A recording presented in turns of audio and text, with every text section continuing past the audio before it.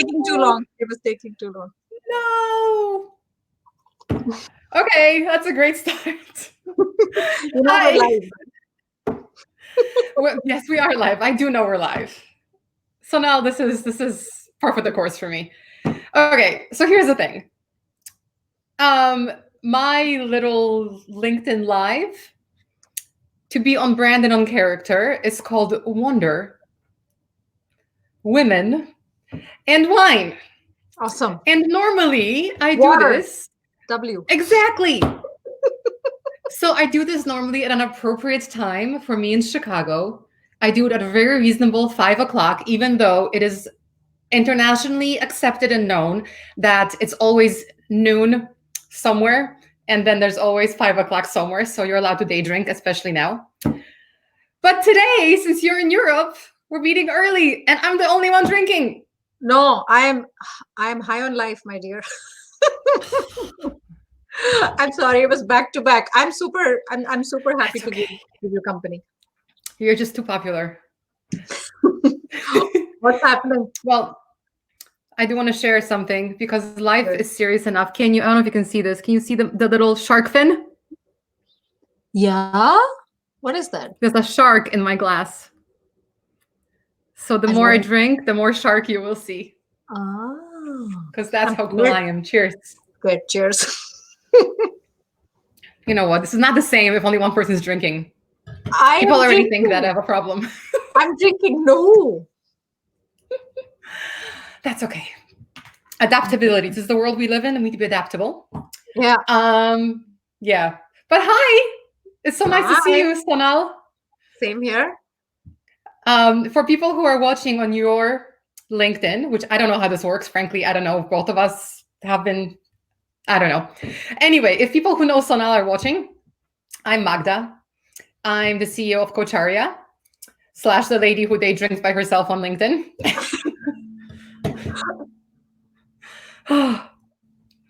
And for those of you who are watching on my LinkedIn, this is Sonal, who's amazing in a bunch of different ways. I know her through Cocharia because she is right now enrolled in a coach training program with us. But she's got many different lives, and one of them is LinkedIn-trepreneur.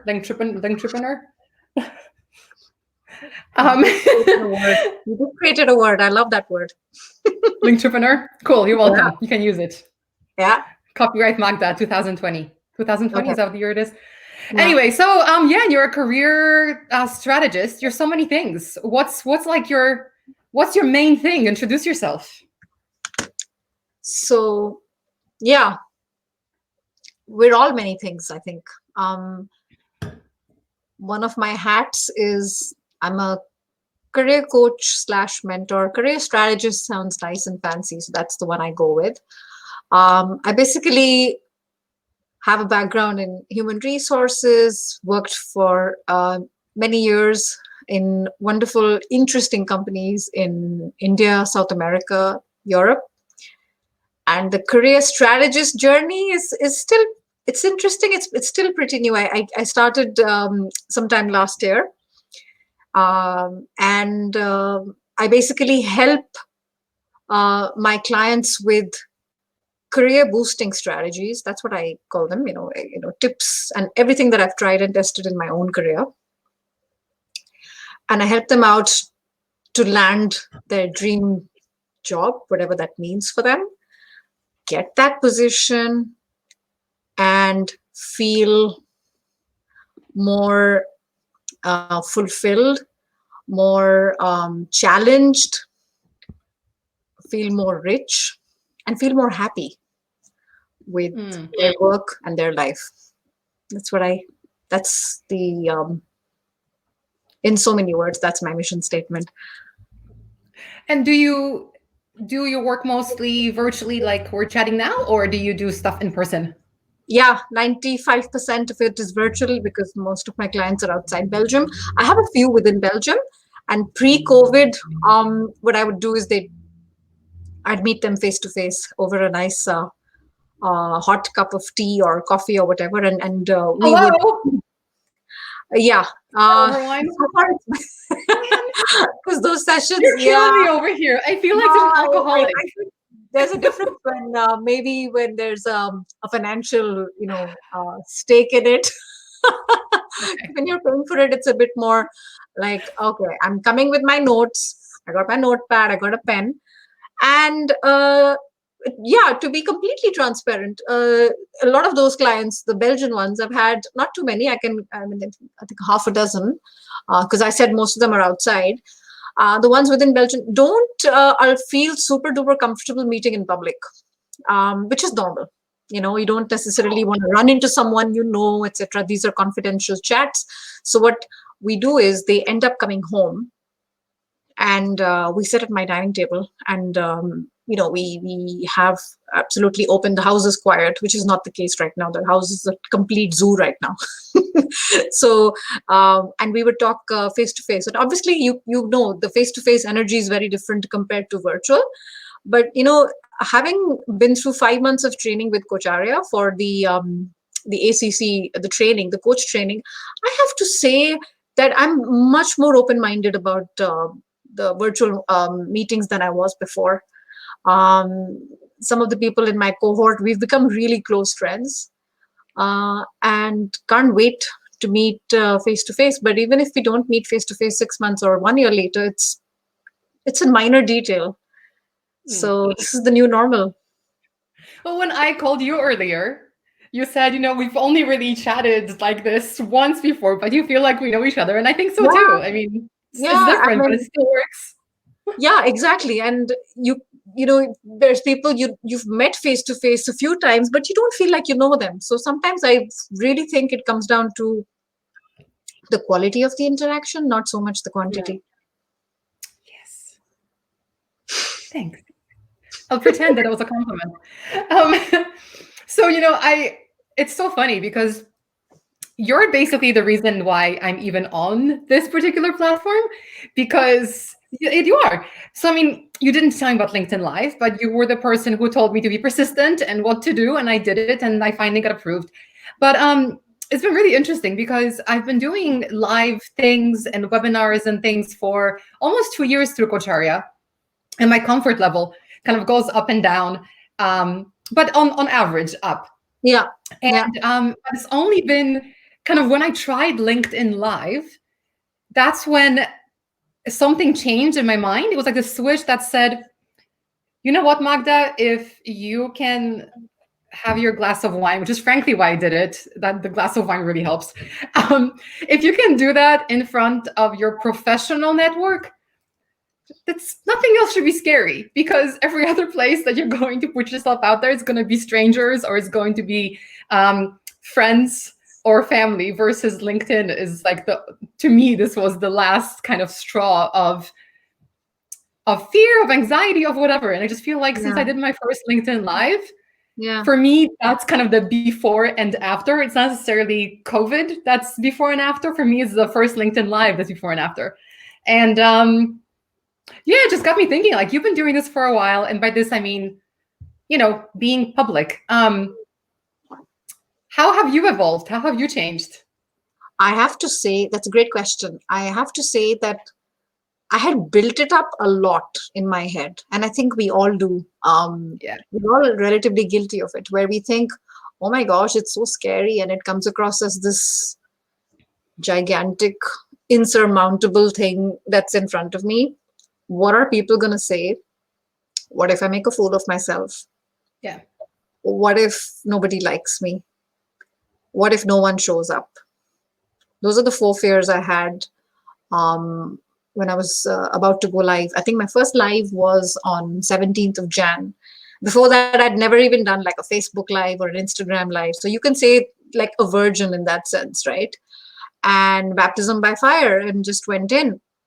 And I blogged on it, and I was very vulnerable after the live. And I'm like, these are the things I could have done differently. In fact, a few people even reached out saying, "Hey, great job, fantastic. Can I give you some? Can I give you some feedback? Can I give you some tips?" And I'm like, sure. You brace yourself because there's some stuff coming. you could have got to the point a little bit faster. When you interact with the audience and you're reading the comments and you keep looking down and you keep reading, it's very distracting. And, 100 things. So I wrote those things down and I made a post in it.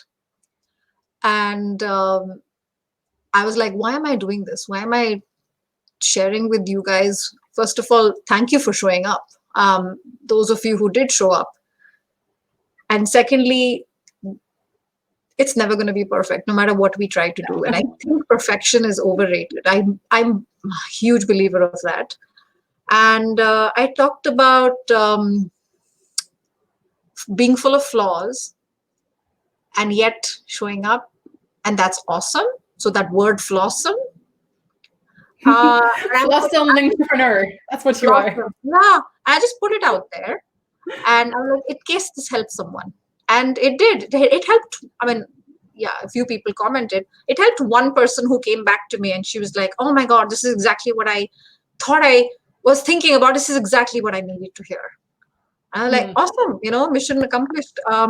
It helped you because I wasn't live for everyone. I was live for myself. That first time I remember it was so scary and my palms were sweating and it was January, for heaven's sake. Okay. I was sweating like a pig. So I was like, I'm doing this for me. I'm not doing this for the people who are showing up. The first one, I'm doing it for me. Once I have a taste of what it's like and I understand the technology a little bit better, I can do this the second time and the third time. And another thing that I learned was also the thing that you want to do that feels scary is actually the thought is more scary than the actual thing. Do you know what I mean? I do. I actually, in the past couple of days, I've had randomly interviewed 2 different neuroscientists, both of whom work in different areas in neuroplasticity, and they were talking about that exact thing and how, yeah, we make fears bigger than they actually are, but they're all here. Like it's all here. And it's not the actual. Yeah. What was it like for you when you were actually live, like in that moment, the first time? How was it? You know what? The second it started, I was like, I just don't care. And what happened? Did you have fun? Yeah, a ton of fun. I'm having fun now. And every time I've done it since, on live, on webinars, on whatever, I just go. And it's like I said, it's this switch where I feel like if someone doesn't like it, then they don't have to watch. Like, that's okay. I'm not doing this because I want to see myself on screen, because frankly, that's terrifying. And hearing myself is not great. So I'm not doing this for narcissistic reasons. I think everything that I'm trying to do with the internet in general, lately at least, is communicate maybe crap that I've been through, so hopefully someone can learn from it, or showcase a woman who's doing something amazing like yourself to give whoever is watching confidence. I mean, I think we're all different. We learn differently. We have different preferences. We're different people. It's what makes life interesting. And we can't assume that we'll be able to solve problems the same way for different people because we're so different. So with this kind of communication and with this kind of medium, it's not everyone's cup of tea. But for the ones who it is, and if one person goes, oh yeah, I felt like that before, I felt nervous, I'm so glad I'm not alone. Like, that's already cool. Yeah. And that relaxes me. Yeah, absolutely. I had this thought, now it's gone. It was something that you shared. Oh man, no, you don't have to apologize. It'll come back. It was related to what you said. If I can. This is why you should be drinking wine, because it helps with memory. I'm told it's red wine. Yeah, you said the Italians live forever. If I can share this and it helps someone. It was related to that point. Oh my God. I am so what I am so comfortable. It's like we're not live and I'm just like chatting with you and nobody's talking. Not that it matters. You always have to be acting like nobody's watching. Then you're your truest self or something. Yeah. It's so annoying when you want to say something and you forget and you're like, it'll come back. What if it comes back and it's too late? Do you remember when we were trying to think of what was that word? Not Under Armour. something. And then you texted me at 2 in the morning and you were like, I remembered it. Yeah. So I'll talk to you at 2 a.m. Yeah. I don't even remember what word. I know what you're talking about, but I don't remember the word you're talking Undermine? Under. Oh my God, underwear. I have no idea. It was not Under Armour. It was definitely not underwear. It'll come back. Moving on, because honestly, you don't want to put me on the track of talking about underwear. No, let's not go there. Honestly, like I'm already inappropriate enough as it is. Don't give me opportunities to be more inappropriate. Next topic. Yeah, let's Next go. topic. So one thing that I wonder about a lot, especially in this past month of doing these chats, of doing my Wonder Woman interviews, is just the thing about gender. And I've always been, it's so funny. I've had different people tell me that I have a chip on my shoulder around being a woman. And they would say it in a way that, clearly they did not think that was a good thing. And I've always had replied that, yes, I do have a chip on my shoulder but being a woman, because I've been through some shit that I've had to go through because I'm a woman. So yeah, I'm gonna have a chip on my shoulder and I'm gonna get pissed off sometimes and speak way too fast. Anyway, pause. So I've always had kind of sensitivity around the gender stuff for a good reason, I think. Full stop. Doesn't matter. But what I'm wondering right now, as I'm seeing people, embrace this new communication world we live in, what role gender plays in that? Because, this is hard for everybody, getting up in front of people. I mean, for me, what helps is not thinking that anyone's watching, because that way I can be like, you know what? I'm just chatting to Sonal. She's a cool chick. This is nice. Whatever. Mm-hmm. But that's something that works for me. I'm guessing it doesn't work for everybody. And women, I think in general, have it's hard to be vulnerable no matter what, but it's easier, I think, for women. I don't know. Maybe for women I know. You were mentioning earlier that you're working with some clients, who have to embrace this kind of stuff now, online communication, seeing their face. Are you seeing any patterns? Are men dealing with this better than women, vice versa? Interesting. I don't see a pattern in the sense because of gender.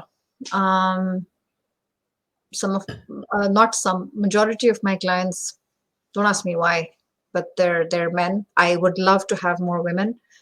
But it's a very interesting topic in itself. And I asked a coach of mine about it, and I said, why is that? And she said, how do I say this without sounding controversial? She said, typically, not always, but women tend to be a little bit more, when it comes to spending, they're a bit more altruistic, and they're thinking about others in every culture, almost in every culture. And then the last person they think about investing on is themselves.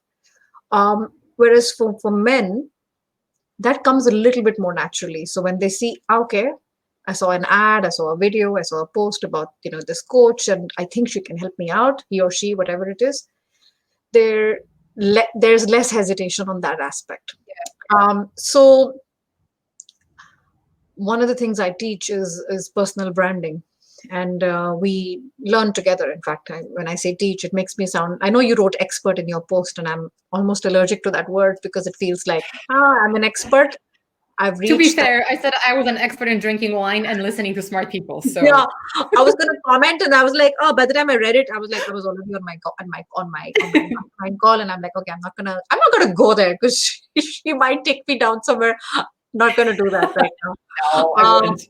Yeah, no, and then I was like, I'm trying to think what I was going to say. So when it comes to putting yourself out there, which is part of the personal brand, it doesn't mean you have to be on video. Everybody thinks it means, oh man, I got to do something I don't want to do. I'm like, no, it's about listening to that little voice. You've got one, listening it, finding it, listening to it, and using it in a way that is not even about, now I remember. The thing that I was going to say, and it comes down to... You're the organized one here, come on. Yeah, it's very related to what we're talking about. When there is a fear about stuff like this, I like to switch focus away from myself. So whether it's about being vulnerable, whether it's about putting yourself out there, this isn't even about me. That's what I keep reminding myself. It's not about me. And it's about showing up, whoever that one person is. It could be one. It's not even, like you said, it's because we play it up so much. And what if no one shows up? What if no one cares? Not the point. It's not about me. What if I embarrass myself? It's not about me. It's Hmm. about that one person who shows up. And if I keep doing this every single week, they keep showing up as well. And then a relationship starts. So coming back to what you were saying, I see when somebody contacted me today, he's a gentleman in his late 50s, early 60s, and he's not done it either. And he talked to me about it. Do you think it's valuable to be on social media? I haven't logged on in 5 years on LinkedIn, and I haven't been, at it. Has it been helping you? And I was like, yeah. I mean, honestly, this is just being on social media, particularly LinkedIn, has completely up leveled my game. Completely. No question. So we talked about, so then I was like, it's not about gender. It's not about the age. It's about being open minded and taking baby steps to Hmm. start. We can't run before we walk. We can't walk before we crawl. So you got to start somewhere. Um, what if you screw up? I mean, I'm a big believer in you are what you eat.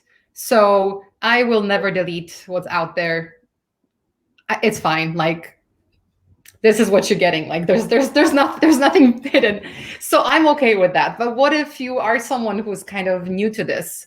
What do you tell them if they say something embarrassing You mean like to them? particularly Embarrassing to them.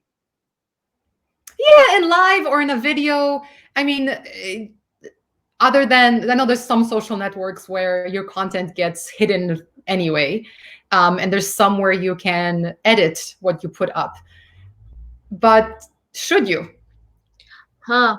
Well, when it comes to videos, when you're editing your videos, yeah, I take 10 takes before I'm fine. I'm happy with the video, not because of anything, but because I make mistakes. So the video is okay. We can edit. It's the live streams um, that are out there. But even the live streams that are out there, I mean, at the end of the day, you need to be comfortable enough with it, whether it's one person watching it or 100 or 1,000. It doesn't matter if you're comfortable with it. If you're not, I mean, it's our life, Magda. We can delete anytime if we're not happy. It's not about what other people will think. For me, it's about, am I happy with, um, was this my best self? Did I justify? Did I do a good enough job? Um, and I'm not talking about, Oh, no, I'm not, no, see, that's hold what's on. scary to me because, like, so me personally, I don't think I ever do my best job because Hold I on. judge myself like a crazy person. Yeah, no, hold on. Let me backtrack a little bit. When I Okay. go back to YouTube and I see a couple of my videos that I posted a year ago when I was, starting out on my YouTube journey, a couple of my early videos, they make me want to cringe, but they're there. You know, that's what I had to do to get started. So I'm contradicting myself. That helps me and it reminds me about the journey that I've been on, and I'm still on it. Hmm. So when I post something now and I post something, okay, this is from 1 year ago and I posted it, and people are like, oh yeah, it's something different. I'm like, yeah, it was my first one. Oh, no wonder. And it's going to be even more stark when it's 2 years later or 3 years later. So I don't mean that. Uh, but it shows me that you know, I've moved the needle a little bit. I'm not talking about that. I'm talking about, at the end of the day, I need to feel like I can respect myself. Yeah. Yes, I Okay. moved from here to here. That's fine. But it's my content and I own it. And LinkedIn tells me that LinkedIn owns it, or Facebook owns it, or YouTube owns it. But in reality, it's my stuff. So anything, for whatever reason, I don't feel happy with it. And I don't want to, How do I say this? I don't want to tie it to the outcome of it. Did it get enough likes? Did it? No. I'm divorcing myself from it. I'm like, do I want to see that for whatever reason? If I'm not happy with it, Yeah. it's my call. That's what I mean. So when you work with clients, especially around branding, do you set goals around social media activities? Yes. And not everyone's comfortable with those goals. Okay. So the Give me an goals are, example of a good goal. yeah, the goals are super dependent on my clients. Let's say their priorities and what their career goals are. So it's for example, um, okay, within a week or 2 weeks or a month, my LinkedIn profile has to be top notch. Within LinkedIn profile, these are the places that get most read, or seen, the headline, the border, the banner. All right, I'm going tactical here, but those have to be on point. So a goal is, because that part is it's like the front part of the website. So it has Mhm. to be, something that's inviting and makes me want to read it. And then when it comes to posting content, we start with, okay, the first few weeks we're not going to be posting if you don't feel ready, because we're literally hand holding and we're going through it together. Okay. For example, spend half an hour every day, Monday to Friday, engaging in people's content that you admire and you'd love to work with them one day, or whether it's as colleagues, whether it's as a boss and a subordinate, whatever it is, just engage, show up. Not the same people, but every single day or every 2 days, whatever it is. But I want it in the calendar, because what doesn't get measured doesn't get managed, right? And they do that for a couple weeks. They're feeling more confident. It's become a habit now. Okay, are you ready to post something? Yeah. Are you ready to post something original? No. Okay. Did you read something interesting that caught your eye and you want to share it? Yeah, there was this article in Harvard Business Review. What is it about? What did you take away from it? Post it. And then you're like, okay, give it your own spin, post it. Do this. How many times are you going to do this? Once a week, twice a week, whatever. So it's about consistently making promises to yourself and showing up, because you may be comfortable with breaking a promise to yourself, but what about you broke a promise to your coach? You're paying me, Mm. for heaven's sake, just show up. I'm going to be on your backside till you show up, because you said you would. And then eventually, I'm talking about real like versions who worried about posting something. And then finally, when they're ready, a small short form blog post, done. How many times are you going to do it? Because that's the trap. Like, I already did it, Sonal. I did it once. Nobody saw it. Not I got one person to like it, and that's my friend. Nobody else. Like, okay, you're like, Rome wasn't built in a day, so you can't plant the seeds and expect the tree to be up tomorrow Yeah. with apples. All of it takes time. And everyone who's at it, who's had even a little bit of success, they're seeing it because of time. Yeah. So it's Um, a one by one type of thing, micro goals as opposed to one gigantic goal. when you have them start with engaging with and sharing things and people that they admire, how do you prevent that little creeping voice of, I will never be as good as this, or nothing I'm going to write is going to be as interesting as this? How do you get over that? Uh, SLBs, self-limiting beliefs. Yeah. Um, it comes down to two things. And I'm like, don't overplay it in your mind. What is it that you can add, that not because you are like, I have to do this, because if it doesn't come from the heart, it feels very superficial. But let's say, what can you do which can either add something thought provoking, or something that you really appreciated about the post?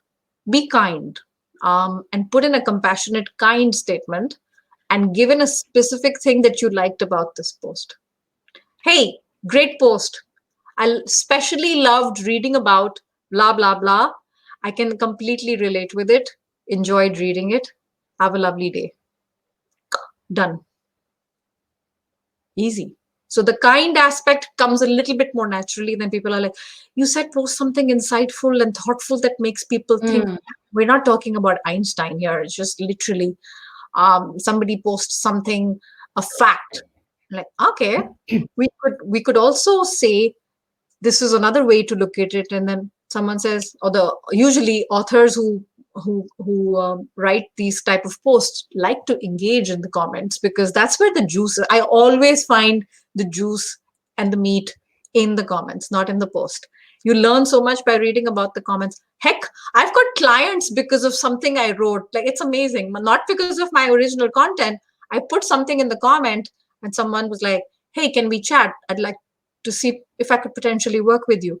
Hey, could we chat? I'd love to have you on my podcast. I'm like, heck yes, of course. I mean, why not? So a little bit of thought that goes into the comments. And I'm not saying think about it for hours, like 5-10 minutes. And like, what would I want to see if this were my post? Something that makes people think a little bit. Comes with a little bit of practice. And all the comments I make, then you're never going to see from me a thumbs up, a smiley, a crazy emoji. It's just like, I love emojis. I use them to magnify what I'm saying, but I don't use them to substitute a sentence. Yeah, my favorite. Okay. That's about half my life. Oh, and a third one. This one is one of my favorites. This one. Oh. Yeah, sorry. That's what I... Facepalm. And there's one which is that one. I like that one as well. Do you know which one? Do it again? Sorry, do it again. I didn't quite catch that. Oh, I can't believe I already did it twice on live stream. Oh, fool you twice. Shame on you. That's right. Yeah. You know what? I can totally get it. This could be scary for people, and I think micro goals are great for a lot of new stuff. And over time, you have a little tick, and you form a habit. I mean, I think I've brought this up a couple of times in different conversations, but I literally have multiple to-do lists.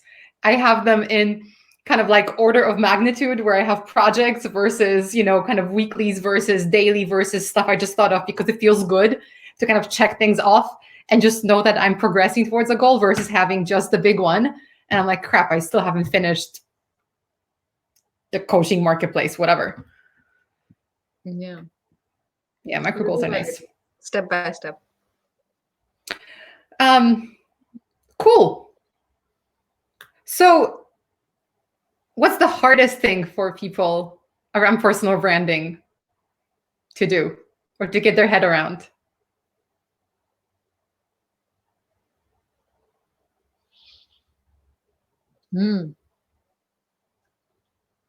Other than just putting themselves out there, I would say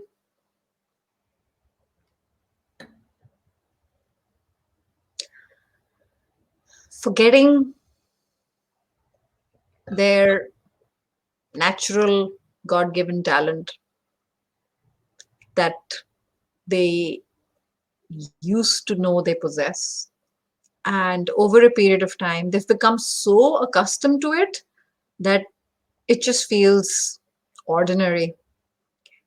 And which is why I even posted last week, like everyone, not me, I'm not promoting myself, but everyone should have a career coach, because it helps us to see that moment when we slip and get that outside perspective. And I even posted the fact that I have a coach myself, and I'm a career coach, and I have a coach myself because I also am guilty of forgetting about those things. So when I say it's not hard, but it's the challenging thing about when you're talking about, okay, because personal brand is a fancy word. It comes down to your reputation. That's what it is. It's your reputation. What are people saying about you when you're not in the room? And yeah, so it's more about, okay, when I think of Magda, I think A, B, C. But Magda cannot say that out loud because it's been so long. It's natural. It's a way of life now. So finding those strengths, and not by filling up a fancy questionnaire or, doing an exam or a test and saying, oh yeah, I've done it. Now I come to know these are my strengths. It's literally the feedback that you get over and over and over again and listening, and not like, oh, you always say that, oh, you're too kind. No, it's now no longer an opinion, it's a fact. It's an irrefutable fact. And it takes a little bit of work drawing it out sometimes with some clients, because there's a modesty element, humility, and I'm not sure I completely agree. Then they get into the facts. I wasn't really leading here. It was more about, I was the project manager, but I'm really good at the stakeholder stuff, but I don't want to, I'm like, it's not about the details. This is what you're good at. You're good at bringing people together from completely different departments towards one goal. That's a talent. That takes really a huge amount of skill. So it's fun as well, but of course it's helping people to just get over themselves.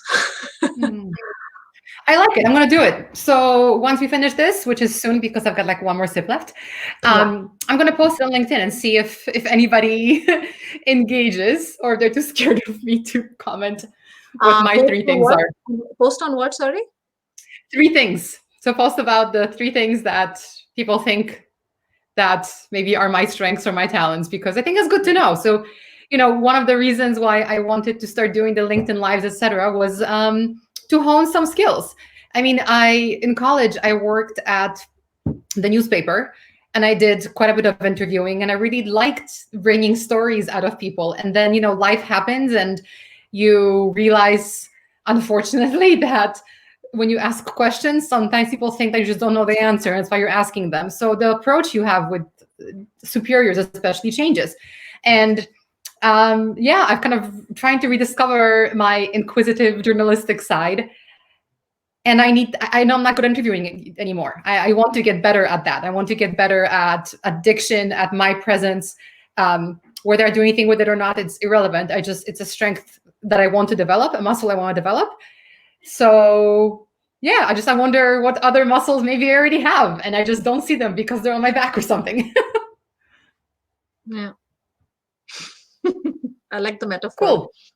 Cool. Yeah, I'm good at those. Keeping a glass of wine and everything is possible. Speaking of which.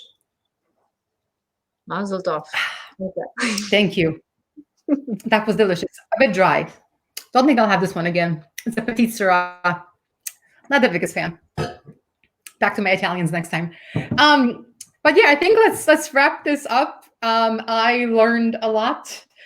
I know I pulled you in last minute and you were like, what is happening, Magda? Happy to be here. Happy to be here anytime. Awesome. And I think it'd be really cool if you're up for it. My LinkedIn has not got a spruce up in a long time. Today, I changed my little my little bio, my summary, because I read what I had and I was like, this sounds like I want the job. It's not what I want. I want people to know who I am. Okay. So I changed it today, but I haven't touched anything else. So it'd be interesting to get your feedback, maybe on a LinkedIn Live where you can critique. Why don't we do a live session and I can audit it. And while I'm auditing it, it might actually help someone. And we can do a screen share. So literally go into the step-by-step thing. Yeah, that'll be fun. Sounds good. Let's do it. Yeah. Cool. Awesome. Thank you so much. My pleasure. And before you go, I'm going to add to the comments when I figure out how to do it. If this was YouTube, I'd be going, and in the comments below, and in this video now. But since we're on LinkedIn, if somebody is looking for a career coach, or if somebody is looking for personal branding advice, how do they reach you? Sure. I'm going to just post my website. Or the easiest thing actually is LinkedIn. A private message on LinkedIn. So click right there. Click here. Yeah, but I think the chat isn't configured with the broadcast. It's only when you stop broadcasting. You know what? People who are watching will figure it out. So Sonal, personal branding, LinkedIn, career stuff. If you want to become a coach, come to me. Well, not me specifically, but my company. But we, in addition to coach training, we do lots of good stuff like webinars and whatnots. And Coach R is amazing. Coach R is amazing and highly recommend them. And if someone's looking for a career coach, just hit me up. Let's get on a call and let's figure things out and figure out how I can help. That's what I'm going to say. Cool. Self-promotion. High five. Come Come on. No Come shame. on. High No, five. no shame. Happy to do it. I'm sorry. I didn't mean to leave you high and dry. You left me hanging. I left you hanging. I was like, I don't know what I was doing. I'm sorry. Okay, just for that, one more emoji impression. Come on, let's do it. Yes. Yeah, I'm trying to find the LinkedIn Live. I got a message from someone who's looking for the LinkedIn Live. I'm like, oh, we're almost done. Damn. That's okay. It'll be there. Yeah, I You said, damn, recording. I'm not the only one who swore in this LinkedIn Live. No, yeah, you said something as well. We're even now. Oh, no, I swore from the beginning. Yeah.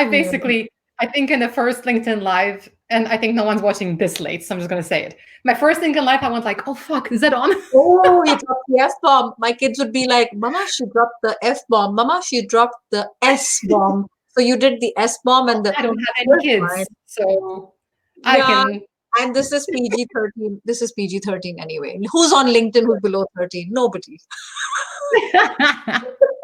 And so thank you so much. Hello. I'm seeing a comment because I actually learned how to open comments on the side.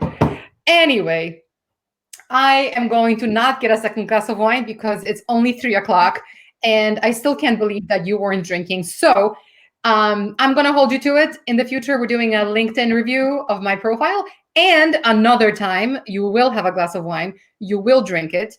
And it's going to be bigger than my glass, which is now empty and has a poor little shark in it that is swimming in nothing. Ah, I see it. And you also have a tiny little sip. Please do justice to it. Oh, There you I go. think it was stuck on the shark. Yeah. Bye, All Magda. right. So nice to see you. Bye. And bye, Yeah. everyone who watched. We love you. Mwah. Well, I do. See you later. Bye. Bye.